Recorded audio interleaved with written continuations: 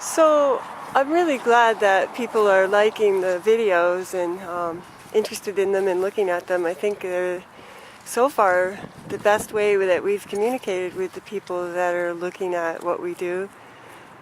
Here comes Bob. Bob is like such a wonderful wonderful success story for us. He came with his brother Billy, who's out in the field, and I'll introduce you to. They were both very underweight, skin and bones, their hips poking out, every bone you could count, and now look at how healthy and strong he is, and also extremely shy. You know, a lot of times horses aren't necessarily abused. In other words, it's not that they've been beaten or unloved, it's that really they've been misunderstood, and I think that was mostly the case for Bob and Billy. The woman who owned them prior to them coming here, I think, loved them, but didn't quite know how to handle them and didn't know how to be near them. And as they responded to her fear, I mean, they're big, they got more fearful, and as they got more fearful, that, you know, heightened her fear, and she didn't really know what to do. And I'm really grateful that a friend of hers suggested bringing the boys here because they've recovered fully. They really needed the support that we can offer them, and they've recovered perfectly. Now both the boys, Bob and Billy, have been adopted by Dave Bradham in Connecticut, and they'll be used in therapeutic driving workshops that Dave has with Iraqi vets and Afghani vets, and also people suffering with post-traumatic stress disorder. He feels these horses, with their special experience and history and sensitivity, will be awesome healers for people that are having trouble staying in their bodies. As you know, we all run into now and again in this life, this very difficult modern life. Bob is a beautiful boy. He's affectionate. Now that he comes and visits, it's like such a wonderful experience. You know, for those of us that know him well, it's hard to remember the days when he was scared and skittish and didn't want us to touch him. Now he's just awesome. He trusts us. He knows that we're not going to hurt him ever, and that we want him to be healthy. And they've learned to trust all kinds of new people in their life. There's lots of people that visit that are new to them, and they're learning that humans aren't bad. They're learning to understand. What is it, Bob? You see somebody? He just got a little bit. He knows that's not somebody that he sees all the time. Okay, Bob. So, anyway, we want the horses to trust humans. You know, a lot has been going on lately in New York City, and most people know by now Blue Star, we're advocates for working horses. Those of us that founded this organization made our living working with horses, and we learned so much about who they are, what they love and don't love. I mean, there's nothing like first-hand experience to understand better what an animal really needs. And if you're going by how an animal responds to you, you know, you can tell when an animal loves what they do or doesn't love what they do. I mean, it's really common sense. Horses have their own way of communicating. They have a lot of body language that they use, and when we would work with them, we saw that they really do love their jobs, and they really don't like being bored, just like us, and especially these big working guys. And you know, the anti-carriage people can argue all they want about the reality of the horses, but I think there really has to come a time where some logic has to kick in, and people need to start respecting others and their lifestyles and the work that they do. I feel terrible for the drivers that live in New York City, for example, and drivers really all over America that are suffering at the hands of the antis. I mean, it's just horrible to go to work every day. To do a driving job, you have to love your horse anyway. And I'm not saying every single person does, but I'm saying the majority do. To do that kind of work day in and day out with them and provide for them and take care of them. And it's a lot like a child, you know. You have a living being that's dependent on you. And so these people are really attacked for their work, and they're called terrible names. And disrespected in the most incredible way, and so publicly.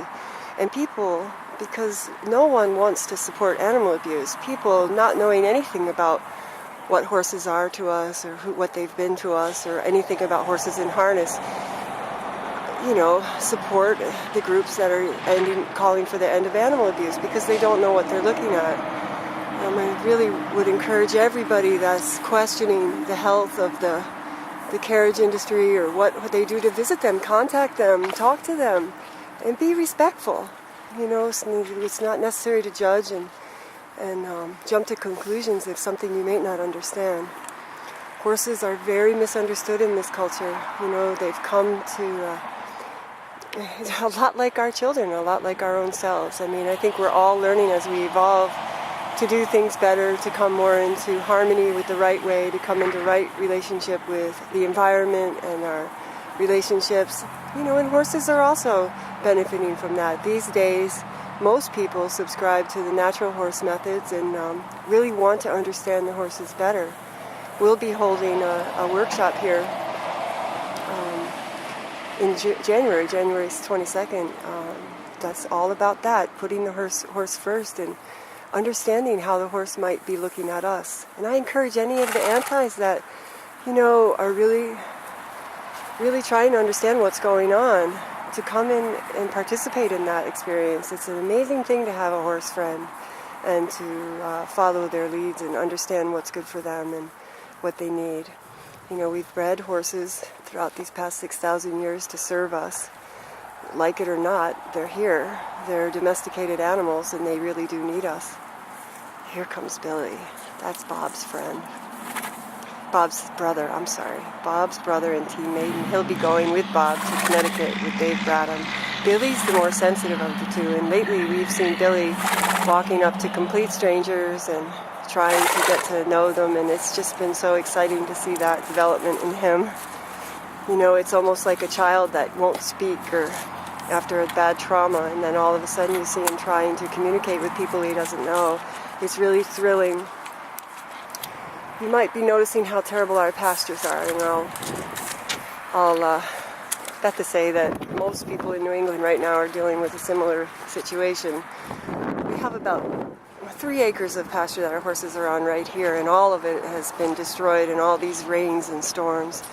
Here's Huey Khan. Huey was a victim of inappropriate handling. No doubt that goes on all too much in the horse world. And he was jumped too early and had his knees popped, and now he's going to be lame his whole life. And our objective has been to get him into some, comfort, and we've achieved that. He's come through quite a lot of difficulty, and we'll be talking more about Huey and love to explain to people. I think a lot of people that have warm bloods or jumpers would really benefit from understanding the different kinds of healing modalities that were used on Huey. They've been really successful, and we love to share them, but that's for another time. So here we have all these horses. I wonder what, the antis think about taking care of them and giving them what they need. It's not easy. Each horse, if they're a healthy, sound horse, will cost between $3,000 and $5,000 a year to give them the life that they need and find them forever homes. It's a process. It takes many, many months. And if they are a horse with disability, which you find really often these days, just like you find in the human family, so many disabilities due to our toxic environment, really. We have a lot of horses that have special needs, and as beautiful as they may be or strong as they may look, they have issues. They have allergies, or they have breathing problems, or they have cancer. Cancer is very common in horses. Ulcers, very common, and unfortunately undetectable most of their life. So a horse can be quite ill with ulcers, and you will never know. Like the horse that died suddenly in New York City. Trying to understand the mystery of why things happen, and knowing the track record of the horses in New York City, and knowing that there's been so few accidents in the past 30 years, and then having a cluster of them, I'm beginning to think that the universe and its own intelligence is trying to bring to light the reality of the horses and understanding of the horses, and how much how much understanding and knowledge you really have to be around horses and know horses. It's not quite as simple as looking at them and thinking you know what's good for them. They're complicated in many ways. They're amazing animals. 50-million-year-old animal with incredible senses, way developed. Their hearing is amazing. Their smelling is incredibly strong, and their eyesight, they have monocular vision. They can see two different pictures at the same time, and yet they have the most fragile digestive systems, which leaves them really, vulnerable to sicknesses in their stomachs, whether it be, just a typical colic or twist in the gut or blockage or, impaction like what happened to our deer Cash just recently. I mean, horses are fragile, and as much as they are powerful and amazing, they're very fragile. Loving them and caring for them can be risky business emotionally. They're like our children. They're like your heart out there walking with arms and legs, and you're trying to care for them and give them what they need, and things can happen that are out of your control just because of the way that they're designed naturally. So to all the antis out there, I would really ask that they be more open-minded and calm down and start looking logically at things a little more, and maybe asking the questions that need to be asked in a respectful manner. I mean, people don't like to be screamed at and yelled at and called names and marginalized, and like the carriage drivers in New York City have become, and horse people in general. I mean, it's important that we learn to communicate better with each other, and I'm not trying to sound like some utopian new age dreamer. I really believe that if we're going to continue to survive on this planet, we're going to have to come to our senses, literally. Horses can help us with that. They can help us come to our senses by teaching us how to stay in our bodies, teaching us how to be mindful of our power that we're using, teaching us how to be good leaders. Like we all know, horses don't like mean leaders, and they don't like wimpy leaders. They like naturally strong, sound-minded, good leaders. And to be in a relationship with a horse means you need to have that developed within yourself. And I'm not saying that all people have done it. I admire those that continue to try. Any real horseman will tell you that any day with a horse, you're still learning. They are amazing, mysterious, wonderful gifts of the Creator, and they've been alongside us, helping us, much the same way that the buffalo were to the Lakota people, where, the horse has given everything of themselves to Western civilization. We owe them the time and space that's necessary to understand them better, and instead of pigeonholing them and, becoming fanatical and putting their lives at great risk, they need to be included more in our cultures, in our communities, not excluded, not banished off to some far off place. Horses in general don't like hanging out in fields. One day we'll be able to afford our camera, which would be able to film our horses all day long, 24 hours. We'd love to have a camera set up so that people could watch their comings and goings, and you could see just how bored they get and how they behave when other horses are getting hitched up.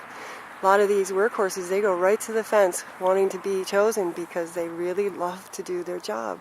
They love the exercise, they love the thrill of doing something good, they love the praise and the camaraderie, they love the relationship, and we would bet our lives on that. We're that certain of it. And any horse person knows that you can have a relationship with your horse that's so deep and amazing, and the understanding so great that your life could be saved by them. It's so sad, that there's so much misunderstanding and so much cruel hatred out there for people that actually love our horses. I really am feeling strongly like more of us need to stand up and support the people that are trying to take care of the horses in New York. These people are sometimes second and third generation drivers. Their lives, they're tied into the history of the city. Some of them are from other parts of the world, and like New York is the melting pot of the world. It's a glorious city of diversity, and to have all these wonderful people trying to teach us a little piece, share with us a piece of the history of New York City, it's a rare and wonderful find. I've heard that one of the main players down in this drama, Mr. Steve Mislik, say that they're nothing but random guys and bad actors. It's really sad, because these guys really know quite a lot about our own American history. And, you know, he's made derogatory and demeaning remarks about how they should turn to his cars and not be stupid. There's more money to be made. And, you know, they're not driven by the money. They're driven by the love of the act of being with their horses every day and going out and sharing that magical experience with the people that they meet from all over the world. They should not be treated the way that they are, and I wish there were more defense around that. I wish that the police that live in those, or that are in those districts, stand up and defend them instead of turning away. And I wish that more of the public New York City citizens that love the horses would stand and help them. There's a lot of fanatical terrorism going on there, and it's become a really sad state of affairs, especially for those of us that love the workhorses and want the very best for them. Some of my very good friends are in the city and in Philadelphia, and we want, and all over the country actually. I've come to be able to meet quite a lot of people that have carriage businesses, beautiful carriage businesses with beautiful horses, and they shouldn't be demonized the way that they've become. When you read the facts and understand the facts, any rational human being would be in favor of supporting the horses. You know, some people say they don't belong in traffic. Well, they don't. Maybe then we should look at how we put them in trailers and speed them on down the highways. They live with us in our culture as it is. They have in the past, and they're right here alongside us today, and they need us to take care of them. They're our responsibility. Here you're looking at the Belgian block. They're kind of funny how they all like to be in the same colors herd. It's really interesting. We sometimes think they're speaking their own Belgian language. There's a couple of the patriarchs there. Tom, Mark, and Ice. Well, Tom and Mark pretty much run this herd. They're the alphas. Tom is the brains and Mark is the enforcer.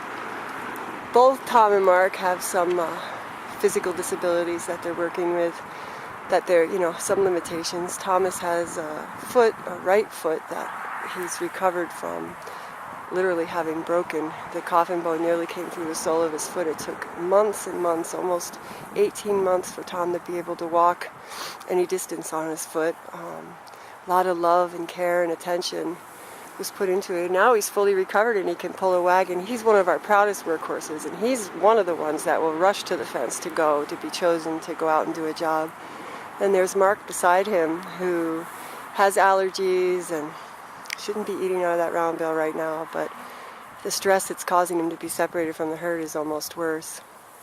You can see the boys are eating in a round bale. They broke all their feeders. Unfortunately, drafts have a lot of power, or fortunately, but when they're eating their food or their hay, they lean into the hay feeder, and they've bent all of them. So we did find some really beautiful ones, but that probably could withstand the amount of stress that the horses put them through. But they each cost over $1,500, and that's way out of our ability to pay for. So all of our feeders at the moment are broken. Our last one, I think, went down last week. So now they're eating like this. This also actually causes them to waste a lot of hay when they can walk in it and mess around in it like they do. Here's some of our beautiful boys and girls here.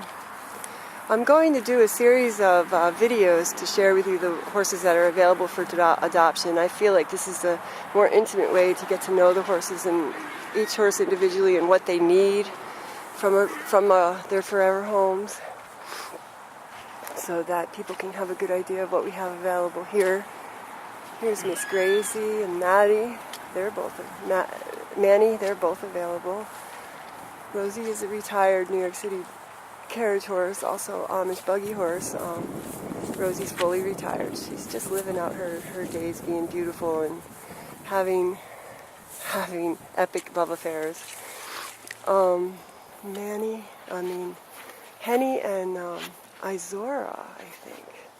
Yes. No, Katie. They're meeting each other. Katie and Izora are two Morgan mares that came to us just recently. They're both old girls. They were Percy Fuller's, a really well-known horseman in our western Massachusetts and probably the country. They belonged to him, and he passed away a little over a year and a half ago, and his daughter felt like the girls would have a much better experience in their retirement if they were here on the farm. Carol and one of his daughters came to visit and saw how many young people there are taking care of the horses and how loved they are and cared for, and she wanted that for the girls. She loves them a lot, and on her farm there just isn't the opportunity to give them what they need. It's a busy riding stable, and just not the opportunity for the girls to get the extra attention and become the stars that they have already become here. Although I do know that people at that barn are missing them deeply. Henny, the beautiful Henny. Henny's a beautiful Clyde mare who we're thinking was once a PMU mare based on her tattoo, although we're not sure about that at all. Her mom loved her with all her heart. Unfortunately, wasn't able to keep her. Couldn't financially do it. They're a young family and they just couldn't keep her, but they really prayed for the best for her. They brought her here and she's since been adopted, so. Yeah, we have a herd member? Yeah. Okay. She wants a tour. That's all for now. I'll talk to you later. Bye.